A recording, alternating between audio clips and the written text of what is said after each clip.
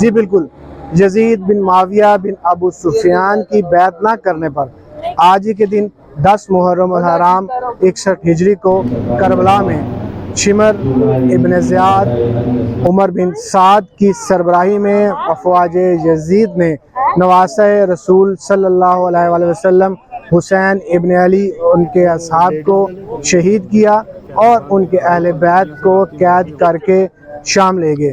جس پر آج پوری دنیا میں مسلمان سراپا احتجاج ہیں اور عزاداران امام علی مقام نوحہ کناں ہیں۔ میں اس وقت موجود ہوں مرکزی امام بارگاہ بیت الحزن میرپور آزاد کشمیر کے باہر، جہاں سے تھوڑی دیر بعد عاشورے کا جلوس برآمد ہوگا جو اپنے مقررہ راستوں سے ہوتا ہوا مغربین کے وقت اسی جگہ پہ اختتام پذیر ہوگا، جہاں پہ مومنین نماز مغربین ادا کریں گے۔ سیکورٹی کے حوالے سے ضلعی انتظامیہ نے فل پروف سیکورٹی انتظام کیا ہوا ہے۔ وقتی طور پہ میرپور آزاد کشمیر میں